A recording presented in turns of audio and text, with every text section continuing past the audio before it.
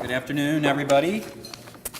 Let me just say a bit about the format. This was organized by me and Denny, who had to avoid coming at the last minute, and he has his senior stand-in here with us. The general theme was recruitment, and Denny and I realized that neither of us really knew anything at all about international recruitment, and so we asked Claudia if she might say a little bit about that. The format, though, is that each of us will speak for not too long, maybe 5 or at most like 8 minutes, something like that, about one thing having to do with recruitment on our own campus. And then you will see that there are lists of questions on your tables. If you are sitting with other people from your own institution, or if you talked a lot to the other people at the last session, you ought to rearrange yourselves. And then we'll have some time then, we hope, 40 minutes or something along those lines, for general discussion of issues. And then we'll have some reporting back at the end. And of course, we're all familiar with this format. The questions concocted by Denny and me, we expect, of course, that you will substantially ignore and talk about whatever you feel like. But at least this will be something of a starting point. Claudia has a PowerPoint, so I'm going to go first, followed by Larry, and then Claudia will go. Because Claudia is a late addition and her bio is therefore not in the program, I am going to read that bio now. I'm not going to do that for Larry because he was even later, and I don't have it, and everyone knows him anyway, so don't have to. Claudia is the Associate Dean for Student Affairs at the Graduate School, Associate Professor of Management in the Rawls College of Business at Texas Tech, the Lubbock branch of an institution that's increasingly based in El Paso, if I'm not mistaken. She received her PhD from the University of Miami, previously held faculty positions at Oklahoma and Oregon State, teaches courses in organizational behavior, leadership, and research methods. Her research interests include leader-follower relationships, entrepreneurial orientation, scale development, and multi-level analysis. She has more than 30 publications in leading journals in her field. She is the recipient of an Excellence in Teaching Award, and she has held previous leadership positions with the Southern Management Association, including a 3-year term on that association's executive board. And she's also on editorial boards of several journals. Okay, so I'm going to talk about the subject. My title is Growing Your Own, Good Idea or Bad.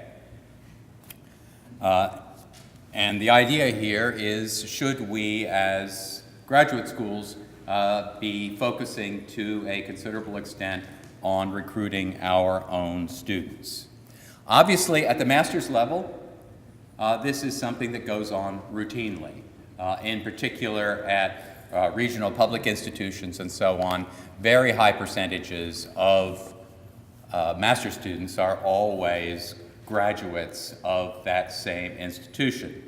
But at the doctoral level, that model is, I think, considerably more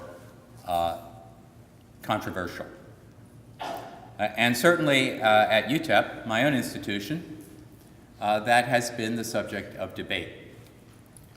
I don't think we've had, and this is, I believe, I don't know if this is spread throughout Texas, but the UTEP word of the year, intentional. I don't know if it was an intentional strategy or not, but that has been a clear element of the development of doctoral programs on the UTEP campus, which of course is a relatively recent development.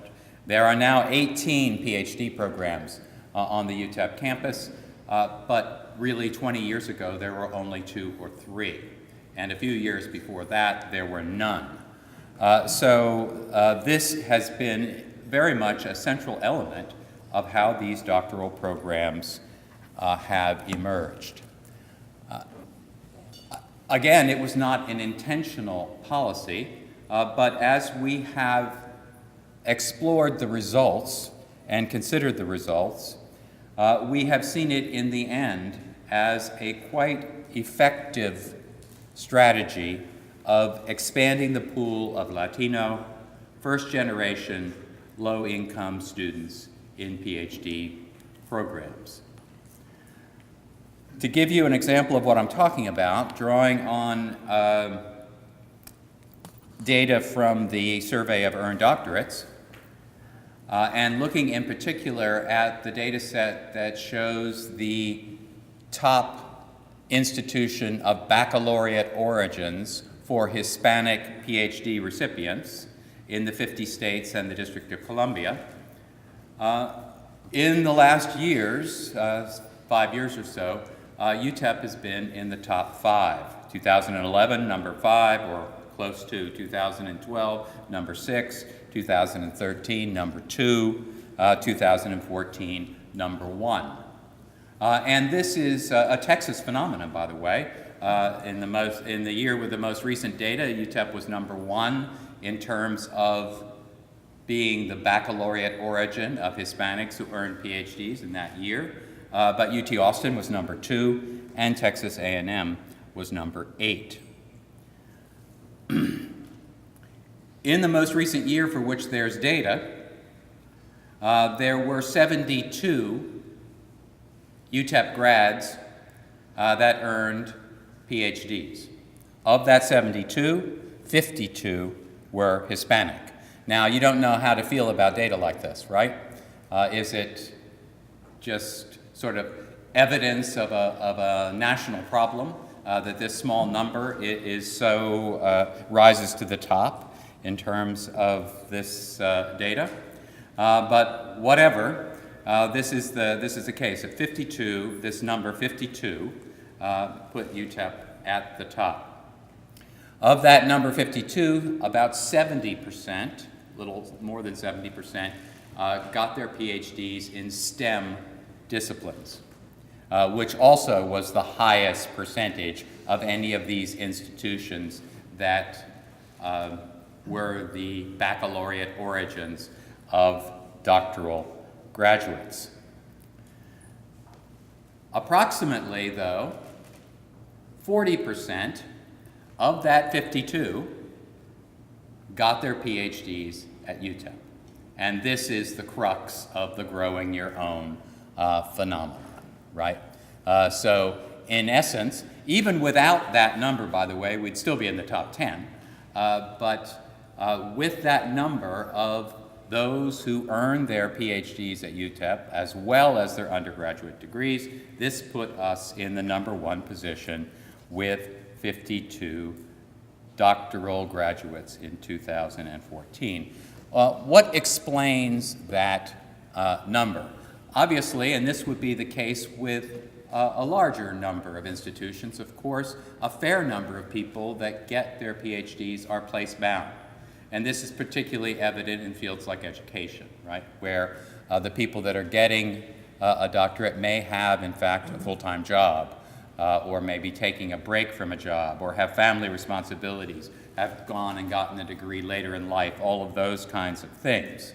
It's also, of course, we believe, a product of financial constraint. Many of these students graduating from institutions like UTEP, Hispanic students, lower income students, first generation students, do not have financial resources to feel that they don't have them to consider going wherever they would like to get a PhD. They may have, for example, responsibilities to assist with their own family's finances. We think, too, it's very much a product of, and maybe even primarily a product of, a very robust set of programs that invest in undergraduate research. Like I'm sure many other institutions like my own, we have a very large amount of money from the NSF and from the NIH to support undergraduate research in STEM. And what this does, of course, is to indoctrinate these students into research groups, which then they rather seamlessly continue in as they move forward into master's degrees and PhDs, or in some cases, directly into PhDs. So there is this kind of seamless pathway. So the student as a junior or a senior, or even earlier now with our NIH, big NIH grant, gets into a lab, associates with a mentor, gets involved in a group of postdocs and other doctoral students, master's students, and rather than sort of making that sort of clear transition from undergraduate to master's or PhD, in a sense evolves from one to the next, taking on more responsibilities and so forth. Now, is this good or not? I don't have the answer to that. Certainly there are some people on our campus, especially some of the people who are actively engaged in directing these undergraduate research programs and these programs that are aimed at developing pathways for undergraduate students, especially minority undergraduate students, into doctoral programs, who feel that we have to be very careful about this, that we have to make sure that these students have not simply gone on, but have chosen to stay, that they are looking at their options and making informed choices. And in some cases, faculty are actively discouraging students from staying in one place. And certainly, I'm sure you've heard this too.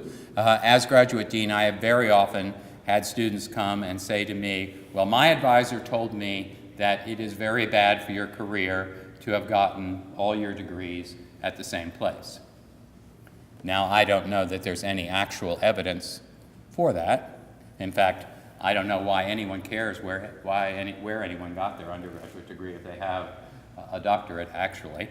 Aren't we only interested in the quality of their research and training as doctoral students? But nevertheless, this is a belief that's out there. And certainly there is a profound concern, I think, about whether these kinds of students are getting the kind of breadth of experience and diversity of experience that they might get. But ultimately, I've come to think about it in a different way. I go back to those 52 students who graduated, and I think of those portion of them that got their degree, around 20 or so at UTEP, and I wonder how many of them would have gotten PhDs at all if this opportunity had not been there for them. And I think then that this kind of strategy actually is very much an effective strategy that actually does expand the pool of people that are going to going on to graduate degrees in minority, low-income, first-generation groups. Instead of just sort of fighting over that same group of people, these are people, in many cases, who would not have done this if these opportunities were not available. Now, this does not necessarily mean that I'm entirely comfortable with this. And just to close, I'll give you an example of one of our programs in engineering that has a PhD program. It turned out, the chairman of that department told me, he has a ceremony every year with seniors, outstanding seniors, and he gives each one of them a letter admitting them into his graduate program. Of course, none of them have ever applied, understand, right? And there's all kinds of fine print there that, in fact, says that they weren't admitted, and all of those kinds of things. But nevertheless, they have those letters there, and he's been extraordinarily successful at bringing them in. And I guess a question for me then is, what should a graduate school do to support this kind of enterprise, to monitor it, to encourage others to do it? And I hope some of you will have some thoughts on that when we move on to the discussion. And I'll hand over to Larry now.